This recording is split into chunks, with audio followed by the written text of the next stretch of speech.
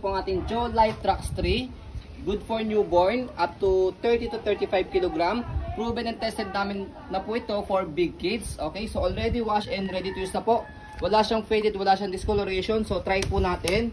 So every time na meron po kami itong stock, sinasakyan ko po siya to make it sure na kayang-kaya for big kids. Ayan. Okay, so recommended po namin po ito. Ayan, sa malaki mga bata. Okay, so ito po yung details po niya one by one. Unahin natin yung kanyang canopy. Yan, adjustable po siya for full canopy. Okay, so meron siyang zipper dito. Dark blue or navy blue po ito. Ito yung kanyang peekaboo. Ayan. Okay, so next natin, ito yung kanyang pagkakaupo. Malapad po siya, saka mahaba po ito.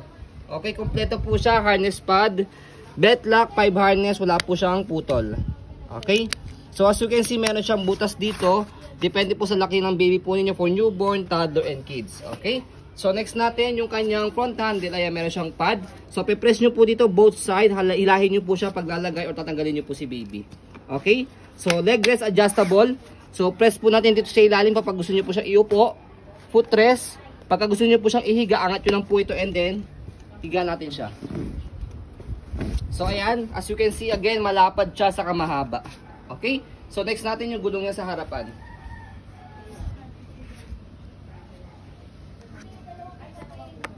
Lockable. Lockable siya para pwede siyang one way lang. Pwede nyo pong i-hand si baby ko sakaling inaantok or nakatulog. Frame. So yan po yung body frame niya sa harapan. Going to right side.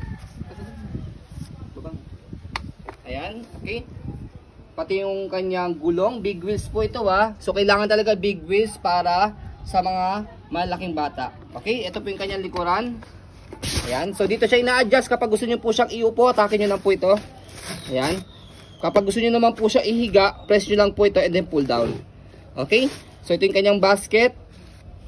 Malaki, marami kayong pwedeng mailagay. Kabilang gulong, hindi siya gaanong pudpod ha. Stopper, yan naka-cable na po siya para sa tapak lang dito, naka-stop na siya.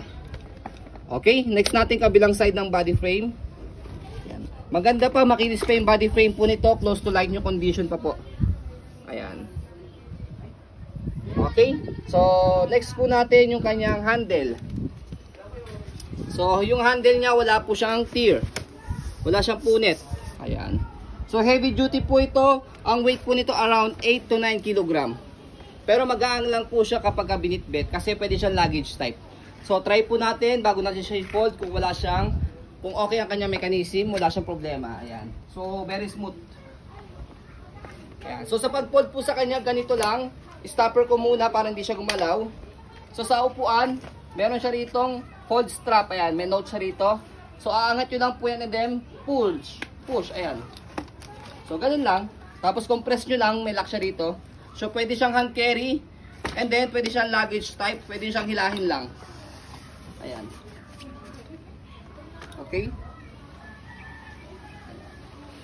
So next natin, kapag i-open siya, napakadali lang din. Tanggalin lang yung lock sa gilid, tapos bubukan nyo lang. That's it. Ganun lang siya kadali kapag in-open saka pinod. So ayan po, as you can see, very details po kami sa aming pag-video kasi ang aming shop policy, no refund, no exchange. What you see is what you get. So ayan po, maraming salamat. Have a nice day and God bless po.